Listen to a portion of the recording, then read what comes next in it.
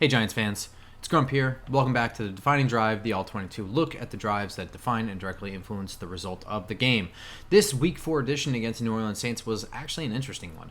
I could have went a couple of different ways because the game had a little bit of everything, right? So there were long drives and short drives, aggressive deep plays, and some wretched red zone play calling, key stops, and some really bad tackling.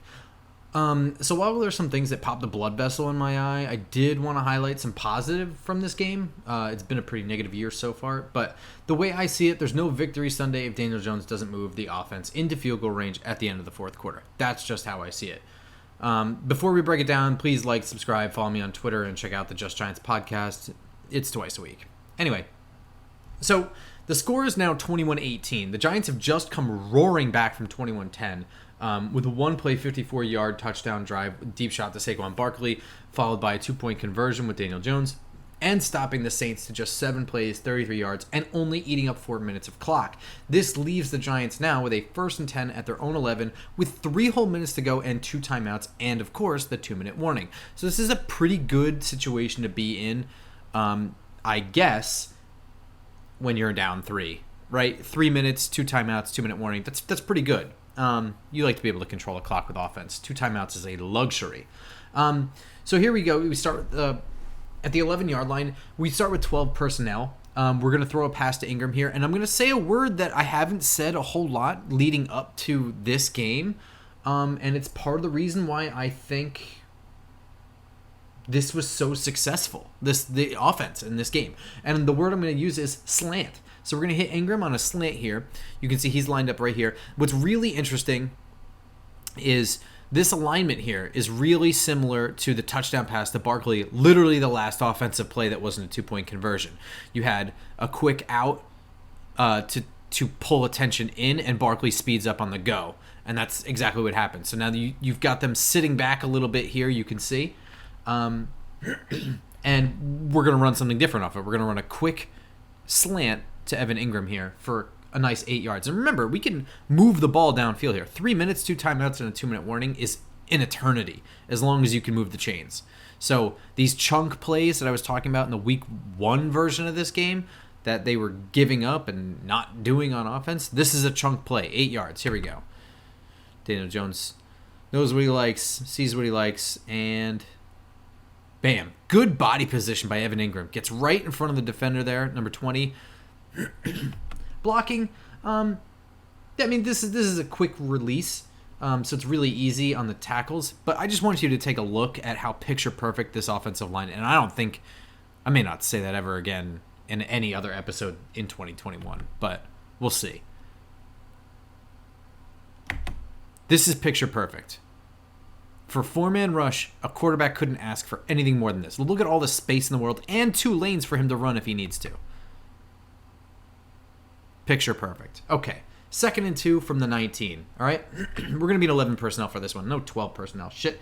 And I think we're going to stay in 11 personnel for the rest of this drive. I'm pretty sure.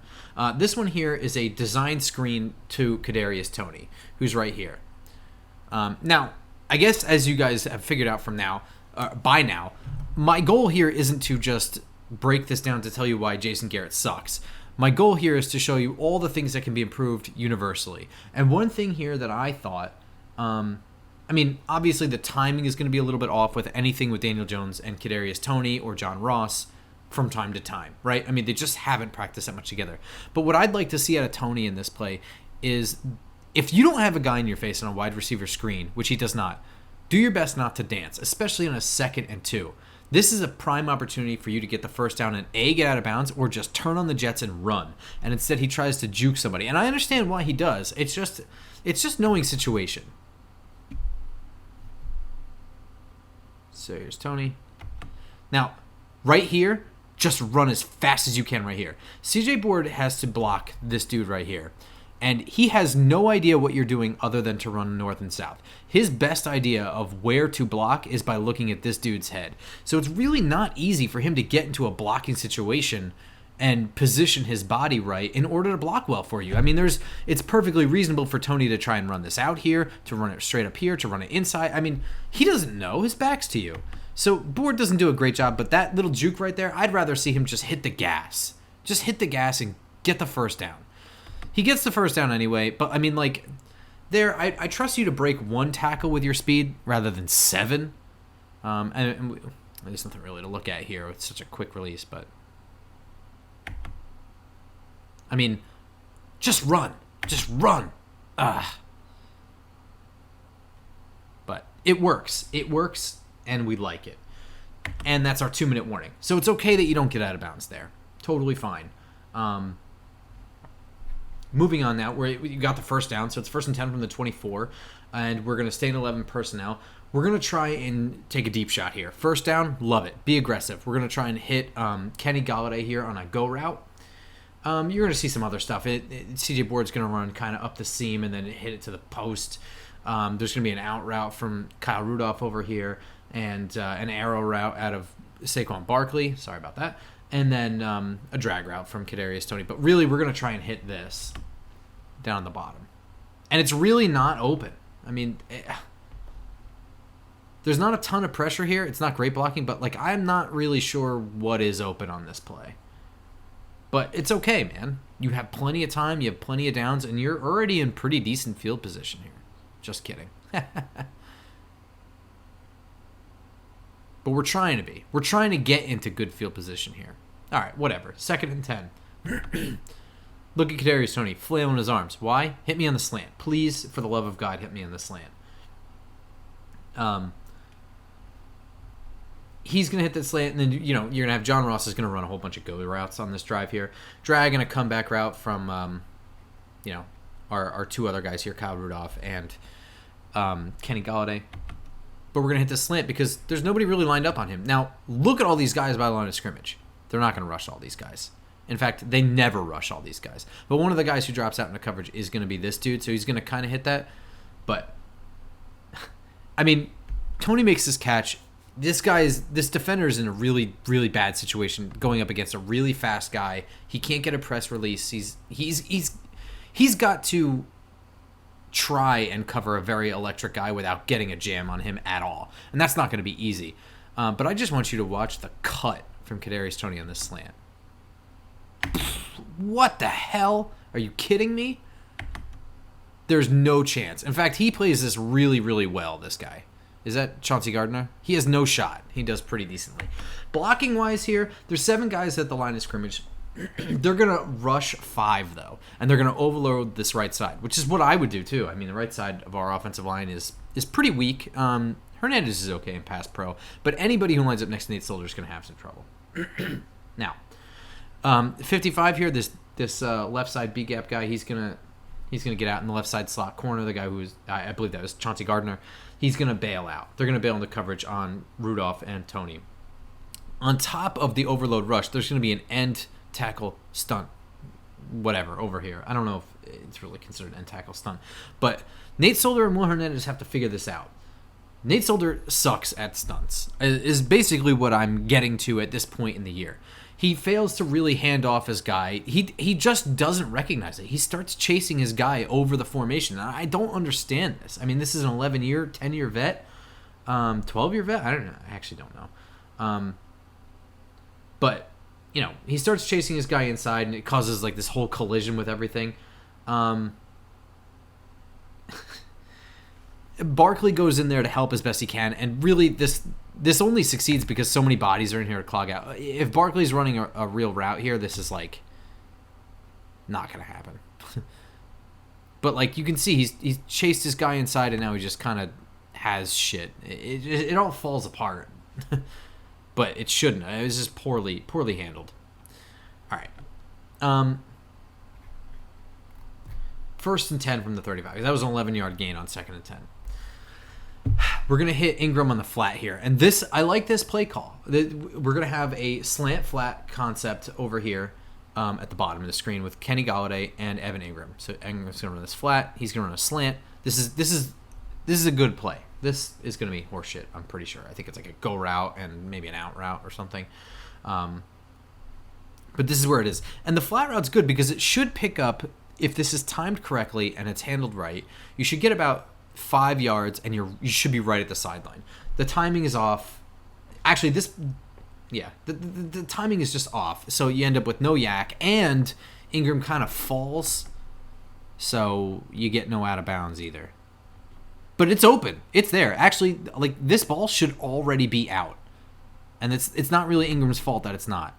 He doesn't run a great route. He does catch it pretty well. Hands catch with, defender on his back, but was that Malcolm Jenkins? No. That was actually pretty good offensive line work. Handling the stunt, everybody was okay. I mean, it's a really, really, really quick route, but still. Okay, 2nd and 7 from the 38. This is actually a disaster. But, this is just circumstance, I think. Part of this is John Ross is going to trip and fall. He's going to try and run a dig route, and he's doing a lot with his feet, and he just stumbles. So he's pretty much wiped out of this play. I'm not really entirely sure what Evan Ingram's route is supposed to be here. And the reason I'm not sure is because he's getting mugged almost immediately. When he doesn't stop and turn around looking for the ball, he starts getting mugged. Now, the only reason I think that this isn't called for holding, I'm going to give the officials the benefit of the doubt here on this, and that Daniel Jones might have been out of the pocket. And the reason he's out of the pocket so soon is because there's a gigantic fucking breakdown blocking. So they show 6 here. They only rush 5. So this should be okay. But the rush in Daniel Jones's face, and then there's like a stunt here that doesn't get picked up, and this guy's going to come all the way outside where he's escaping anyway, and DJ just has to throw this away. So first, let's just take a look at Ingram here. Nice move. But he doesn't stop. He keeps going. You can see he's sitting on this, waiting for him to just kind of do a little dance and then still turn around. It's kind of what they all do, but he keeps going. He's getting held. He's getting held. He's literally thrown to the ground.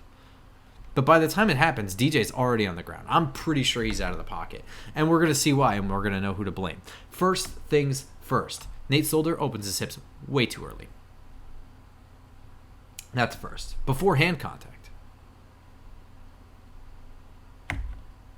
Still, and this is all a setup right here. This isn't, he's not trying to beat him to the outside. He's just trying to get him to open his hips. Then he's just going to reach inside. He's just going to race right in there. Because he's beaten inside so quickly, Barkley's got to go in there and try and figure it out. And it just becomes this big jam in here. Now, that worked a couple of times by just clogging shit up, but there's going to be 97. He's going to go work his way all the way around the outside here. So this dude gets in here into Daniel Jones's face, forces him out of the pocket at the same time that Roach here, or I actually don't know who 97 is going to be scraping around the outside to beat on the outside, and it just all works right in his favor. I think even, so Hernandez is passing this guy. If he's going to help, and I think he gets all stuck on Barkley here, Nate Solder is in no position to take up Roach at all. So Hernandez is kind of stuck with him, even though it's not really his problem or fault.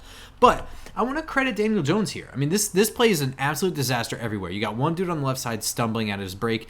You got a dude in your face, and so you scramble out of the pocket, and you got a dude in your face still. Kenny Galladay is being covered.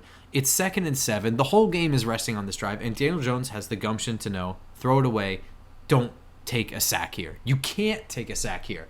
3rd and 7 is manageable. 3rd and 14 for this offense in this situation is death. So, growth from Daniel Jones. So, also, 3rd and 7 from the 38. This is the big play, right? So, again, I'm going to use the word slant. We're gonna have 2 slants here. Ingram's going to clear the zone. Jonathan Vilma actually pointed this out during the game, and I think Jonathan Vilma is kind of growing as an announcer here. He's not very good right now, but he's, he knows football, and he noticed this earlier in the game. The Giants were racing their faster guys into a zone and pulling the coverage with them, and then bringing another guy into the zone behind it. We saw it with Kyle Rudolph. We saw it with Kenny Galladay. And they're going to do kind of the same thing here. Ingram's going to run through the zone here on a slant, and he's going to follow right behind it. I like that DJ is hitting the follow-through, even though Ingram is kind of open and is faster. Please go with your sure-handed guys if they're both equally open. But this play here, aside from it just being the right call, I mean, they're both open. This is open for a slant, but I mean, this is also late. It would have to be earlier, but this is individual effort. That's what that is. Not giving up. Not just not giving up on a play. Here, I mean, the line holds up really well. Both tackles are going to neutralize the rush. This is basically a non-factor. This is a really clean pocket. I mean, it would be pathetic if this broke down, and it doesn't. Man, if Galladay really were Plaxico Burress, that's a touchdown. It's close though. He's pretty close to him. So now you call timeout. Now you're at the 34, and we're kind of we're in field goal range, kind of. Important to know that the distance on that game-tying field goal was 48 yards, not at all a chip shot. But this is where you can start, thinking about scoring a touchdown and ending this game. And they call the perfect play for it. They're going to get Barkley out here on a wheel route, and Colin Johnson here. He's going to. Is it Colin Johnson? He's going to run like a comeback route or some bullshit. But they're going to get him all alone with two guys chasing to get out to him, and the timing of this throw, the placement is just off. This one is going to be partly on Barkley, but partly on Jones as well. And you can see, look at how Barkley is running out in this route. You can see him running. He's in a full sprint, running a route, right? And Colin Johnson's coming in here, blowing shit up, ruining coverage. But you can see, now you're seeing the slowdown. He's waiting for the ball. You got to be running. This throw is going to be in stride. So because it's not, it's a failure. But if that throw is a little bit better, if he keeps running, because both are off. The throw is off and the route is off. But if it's right, that might even be a touchdown. I know there's two guys in Saquon Barkley's face, but I think he can beat 56 out to the edge, and then I'll always trust that there's a 40% chance. Sorry, the video gets fucked up on this one on the blocking cam. There's like a 40% chance that Barkley will break out of one tackle at any given time. So that one could have been a touchdown. And even if it's not, it's a first down, and you're at probably the 25, 24-yard line. You're just even in better situation, and you're right at the sideline so Barkley can get out of bounds. It was a really great play call. It was well drawn up. It just didn't work because, Daniel Jones hasn't been throwing a lot. I don't even know if we've seen that play yet. Anyway, whatever. 2nd and 10 from the 34. We're going to try something else here. And that is like a ton of slants. Kenny Galladay is going to run a slant, and you're going to get both of these guys up at the top here running slants. And Daniel Jones is trying to go there. The slants are kind of open, but there's an offensive line failure here, and it leads to a rushed throw. And I think even his arm gets hit. This is the thing where they didn't blow it dead, and everybody. I always hate that, by the way. I'm just going to go off on a quick tangent. When it's so obviously not a turnover, please blow the whistle dead. Please blow the whistle dead, because half the team isn't even running after this guy. And if Daniel Jones got injured being blocked on that play, on a garbage, like, doesn't count, like, extra shit, like, I don't even know if I can articulate how furious I would be with the league if they allowed that to happen. Because this was so obviously not a fumble. But anyway, we're going to aim for some slants over here, but there's a gigantic offensive line fuck up here, and it's a really long developing stunt pretty much from 94 here. And he's going to loop all the way into the center, and Billy Price just doesn't see it. And he's right in his face. Also, Andrew Thomas doesn't have a great rep here. It's not the reason this happens, but we'll take a look at it. So he's going to come all the way across here. He doesn't catch that long developing stunt. So this is a passable rep from Andrew Thomas as well. I think what happens here is he is seeing 56. I think that's Demario Davis. If he's trying to do a stunt with 96 here, if they're going to try and like have 96 go in and 56 go out, but really he's in coverage on Barkley, who's trying to give chip help, and so he doesn't know what to do. He's just kind of chilling there, and it makes Andrew Thomas hesitate. That's my theory on this. You can see he's got his right arm out. He's waiting to see what he's doing, but now you can see he's going to follow Barkley out, and he's in a recoverable position here, but it's not an enviable position. So he's able to recover, but it's not a great rep. In effect, Andrew Thomas is somewhat saved by the fact that Billy Price didn't catch anything. And now we're at 3rd and 10. This is really just coming down to where would you like to kick from, Graham Gano? And that's probably going to be right hash for most guys, so they're going to run right. But I think it's kind of this is actually a well-drawn-up play, and it almost works out really well. 94 is Cam Jordan, by the way. He's really, really good. And the reason this play falls apart is because Evan Ingram can't block him. Now, I know your first instinct is to say Evan Ingram can't block anyone, but any tight end on Cam Jordan is probably going to be a mismatch in the favor of Cam Jordan most of the time, especially a receiving tight end. So I'm not going to shit on Ingram for that, but the fact remains that if he holds his block, this is a much bigger gain and potentially a situation where you get a first down and you spike. I'm going to kind of take this one slow. So also, you're going to see everybody here, all these guys I'm circling, Andrew Thomas, Billy Price, Will Hernandez, Nate Solder, they're going to wash everybody to the left. Matt Skura is going to come right in here into the hole. Ingram's kicking this guy out. Skura's going to come in here. And it's really going to be two guys on Barkley and Skura if Ingram finishes his block. He can't. And Jordan, he's a heady player. He's smart. He knows to keep his head up. And he goes right into the hole to tackle Barkley from behind. But that was looking pretty good. Wait till you see it from the other angle. This is probably the biggest running hole that Barkley's had to run in that I've broken down, right? Watch all of these guys crash down on all of these guys, and he's going to kick him out. Look at the size of this hole. And Ingram's in terrible position here, but again, it's an undeniable fact, but I'm not going to kill him for it. It's a low-risk play. You run to the right, and you keep the ball on the right hash for Gano. If you get a first down, good. You can spike it.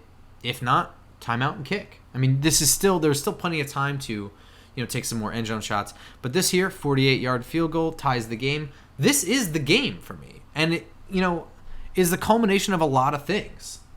For starters, Daniel Jones just being mature, looking and the other thing is Jason Garrett.